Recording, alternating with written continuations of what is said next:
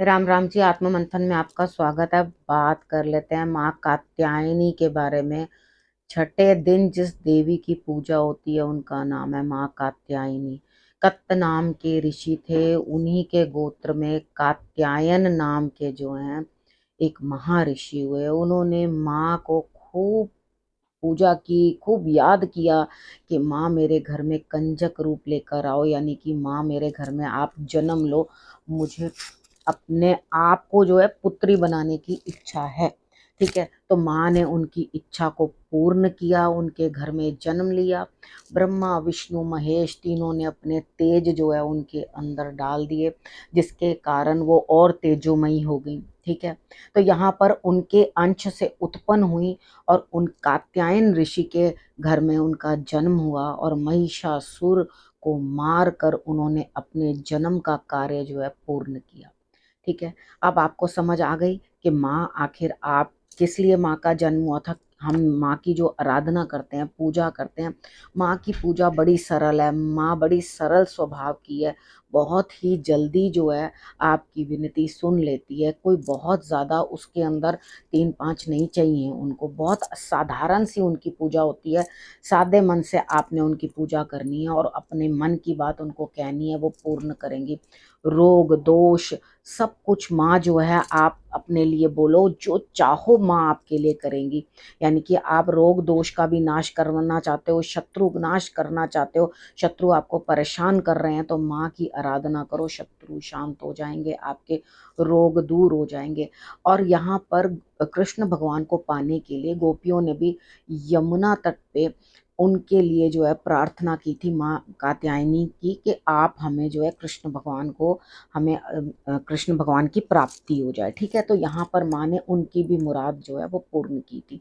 तो जो भी बच्चियाँ हैं जिनकी भी विवाह में थोड़ा लेट हो रहा है या दिक्कत हो रही है, तो आप माँ कात्यायनी की आराधना करो, वो ज़रूर आपको सुयोग्य वर देंगे। बस आपने करना क्या है, आपको मैंने बाकी सारी चीज़ें बता रखी हैं, वीडियोस भेजी हैं जिसके अंदर मैंने सारा बताया है किस चक्र के अंदर आपने पूजा करनी है, आपने क्या उनको भोग लगाना है। सब वीडियोस मैंने आप लोगों को पहले से भेज रखी हैं।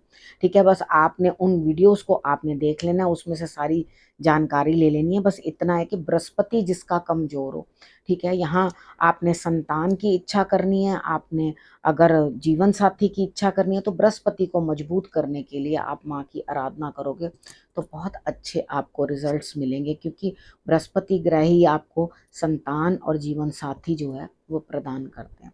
ठीक है, यहाँ पर आपको वैसे तो वो विद्या भी प्रदान करते हैं और भी बहुत सारी चीज़ें प्रदान करते हैं, लेकिन मेजर जो है मैंने आप लोगों को ये बताया कि आपने इस चीज़ को कर लेना है, ये इसकी प्राप्ति आपको होगी। मीठा पान बनवा लेना, एक उपाय जो आपने करना है, एक मीठा पान बनवा लेना और माँ को मीठे पान का जो है आपने भोग लगवाना है। आपने माँ को जब ये भोग लगवाना है तो आपने उसके बाद उस पान का आप लोग भी सेवन कर सकते हैं। ऐसा नहीं है कि आपने भोग लगवा दिया तो आप प्रसाद ले नहीं सकते। यानी कि अगर घर में आपने खेतरी बीजी हुई है, माँ की पूजा कर रहे हैं, तो आप माँ को भोग लगा रहे हैं, अगर आप मंदिर में जाके दे रहे हैं तो फिर वहाँ अर्पण करके आ जाइए। ठीक है, अब यहाँ पर घर में अगर आप भोग लगा रहे हैं तो उसके अंदर से आप जो है बिल्कुल उसको खा सकते हैं, कोई दिक्कत नहीं है। ठीक है, अब मैंने आपको बता दिया, आपकी कोई भी मनोकामना हो वो माँ से आप बड़ी सरलता से पूर्ण करवा सकते हैं।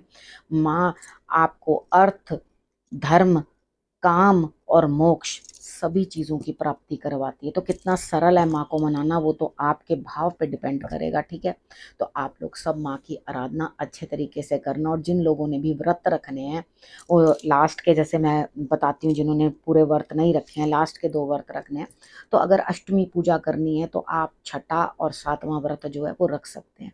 ठीक है, और अगर आपने नवमी करनी है तो आप 7वां और 8वां व्रत, लास्ट के 2 जो हैं वो व्रत वो कर सकते हैं। ठीक है, जोड़े से करने होते हैं तो आप रख सकते हैं, कोई प्रॉब्लम नहीं होती है। जो लास्ट में रखते हैं व्रत वो लास्ट में रख लें।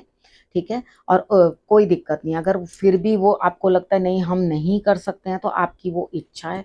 मैं कभी भी किसी को फोर्स नहीं करती, मेरा काम है आपको बताना, आगे आपको जैसे इच्छा करे।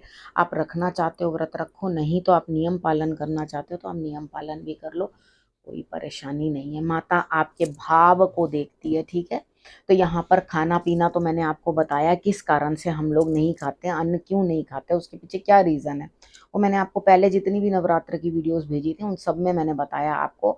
अगर किसी को भी उस चीज़ के बारे में जानना है तो वहाँ तो आप जाकर उन वीडियोस के अंदर प्लेलिस्ट में है, उनको आप देख सकते हो। ठीक है, अब इस विषय को यहीं करती हूँ समाप्त। माता रानी सबको सुख दे, सबको आशीर्वाद दे अपना, और आप लोगों की झोलियाँ जो है खुशियों से भर दें। अब इस विषय को यहीं करती हूँ समाप्त। अगले विषय के साथ फिर से आऊँगी, तब तक के लिए नमस्कार।